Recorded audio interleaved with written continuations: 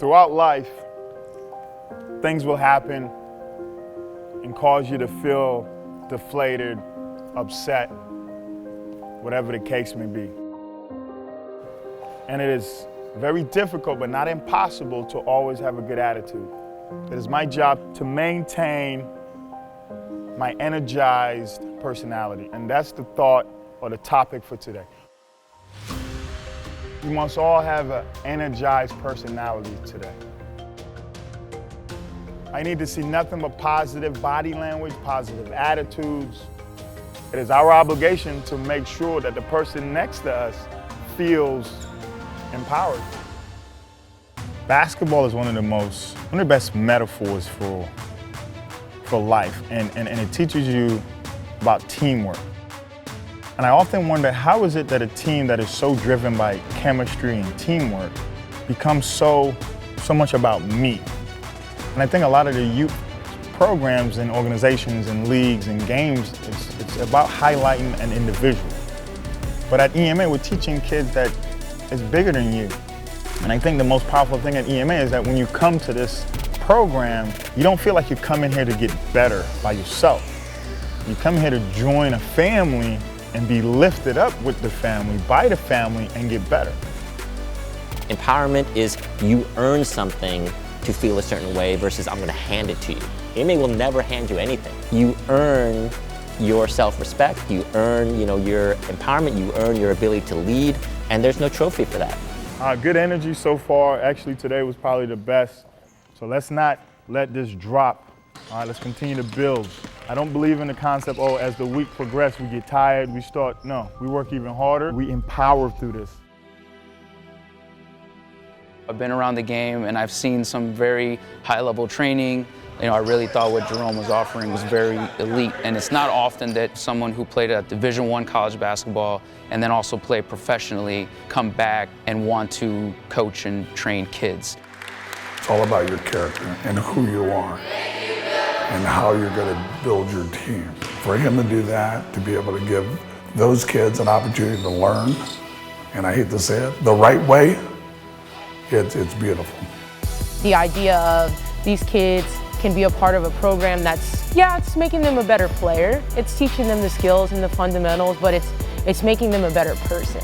In my opinion, it's more than the game of basketball, and Jerome is exactly what embodies all of that. The grind started back on the islands. The grind started by watching my mom get up at 4 in the morning every day to cook breakfast and go to work. The grind started watching my dad go to work at 5 in the morning. The grind started with me carrying bricks downstairs before I had to go to school. So when I started doing EMA, although it was a grind, I didn't really see it as that.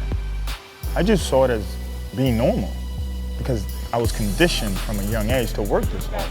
Now, when you take a shot, I'm here. This is defense. Stealing the ball is not defense. My mom raised us under the ideology that whether you're a boy or girl, you have to be tough. One of my oldest sisters was the first girl to play flag football on St. Thomas. Majority of my sisters went on to the Army and kicked butt. So our upbringing was all about you have to be mentally tough. Not only to survive in life, but to sustain what you're going to experience as a black person.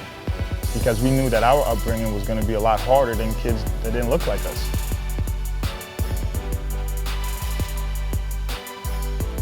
And that's half of the story of EMA, is changing the narrative. Because when I was growing up, the only way out was through crime or sports. If someone had told me that I could have been the next Beethoven, someone could have told me I could have been the next great debater. No, it was either basketball, football, or crime. If it wasn't for my mom's resilience and always telling me to don't follow bad company, because when you're growing up with girls, no matter how much you love your sisters, as a boy, I want to be around boys. So I started looking to the streets, my mom would say. And there's normally nothing good in the streets. That enabled me to want to seek outside of the household for something different, and I found CB, who introduced me to basketball. All right? Yeah, man. and realized that the most important thing to teach me was how to use it as a tool. Okay.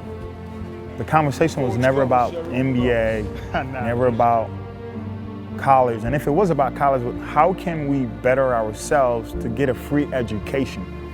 Because he knew that it was hard to obtain that type of education coming from where we're coming from. And to this day, I talk to CB at least once a week because he knows that the trajectory that I'm on, like I'm really trying to impact the world just like how he did in the Virgin Islands, because he's impacted so many young men and women. And my mom will tell you, have you talked to CB today? Have you thanked him?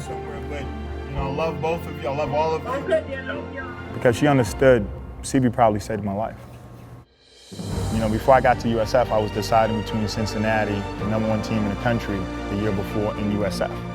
And when I chose USF, there was big expectations. And from the outside view, some people might think that was the most pressured thing in my life. But what people didn't understand is that when I was walking my first steps in USF, in the back of my mind, I'm telling myself, you're a dad. And it actually made me feel somewhat paralyzed, because the only way I could have been in my son's life was to give up a $250,000 scholarship. But I'm thinking to myself, if I don't receive this education, how am I going to take care of him? So I grew up with this hole that I couldn't fill, because I knew if I tried to fill it at that age, that it would have created even more obstacles in the future. Jerome Gump puts it on the floor and slices through the lane. Nice contribution there. Jerome's work ethic was clear as day. He always led by example. He didn't necessarily vocally lead as a freshman, but it didn't take long for that to happen. And he's just one of those players that makes everybody better because they love competing with him. They love going to battle with him. It's no surprise that Jerome has been so successful in life now, and that how he is carrying forward all the intangibles that he always had as a player. It's great to see him focusing on that, and that's really what he's pushing forward to the kids that he's impacting every day. I always knew I was going to be a coach. And I always felt that with my experiences, I needed to be one of those coaches that's always going to show up with that positive mindset, that belief in the kid, regardless of the situation or the outcome. And as I paid attention to where youth sports was going, I felt like we were going so far away from that I really just wanted to be a part of the group that's trying to balance the scale.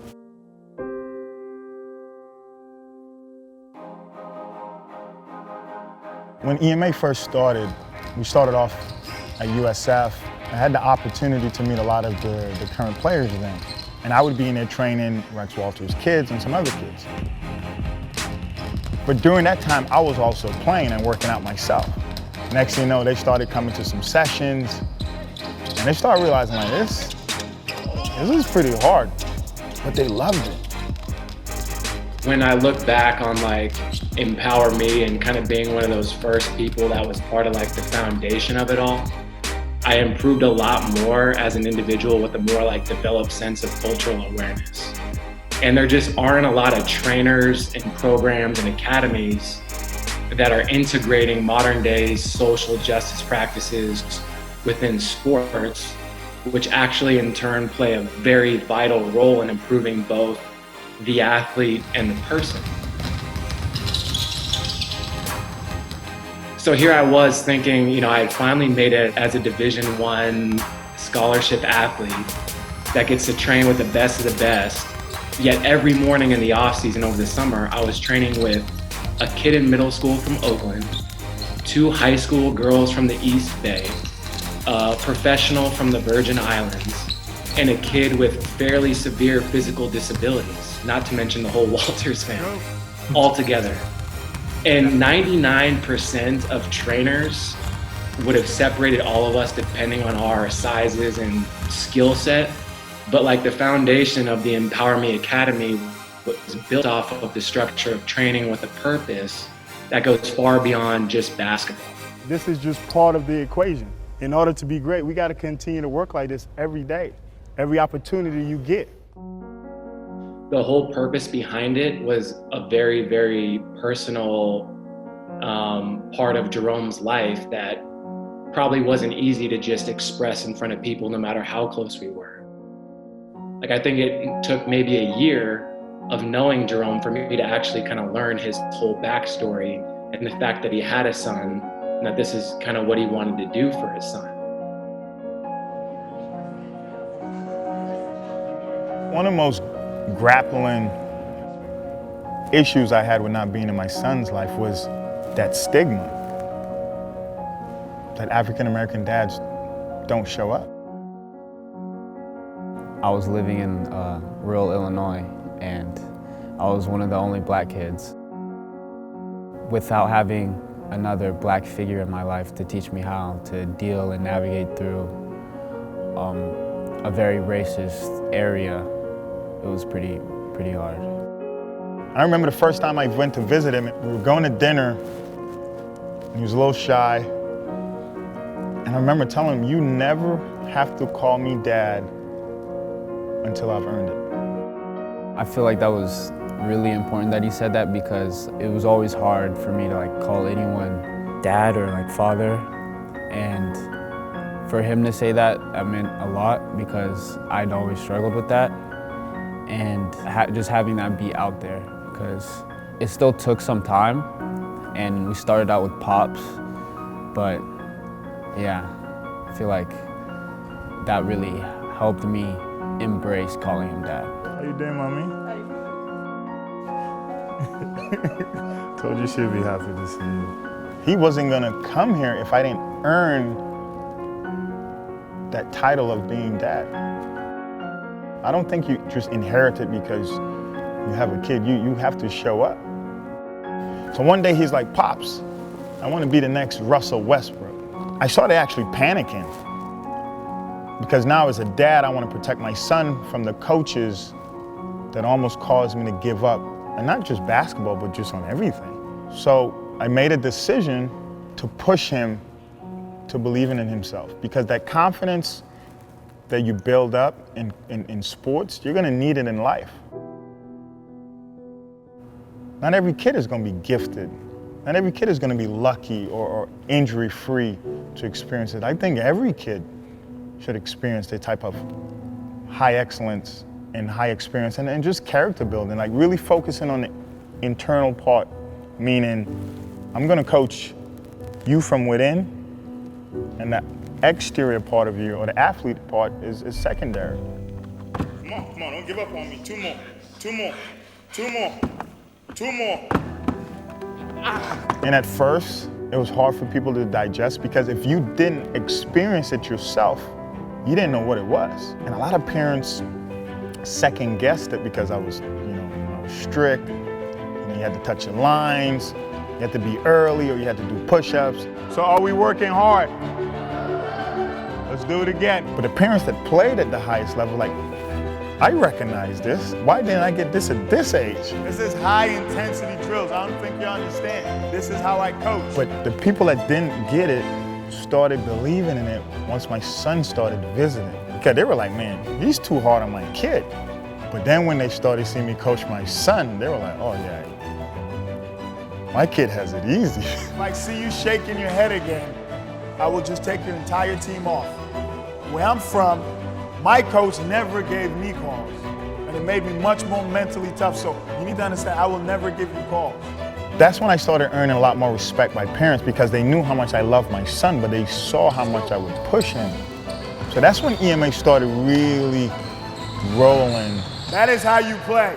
I think he's one of the best you can ask for, especially with all that he has on his plate, because he's building me up into a young man, but also building an academy and building all these other people up to become the best versions of themselves at the same time as trying to become the best version of himself.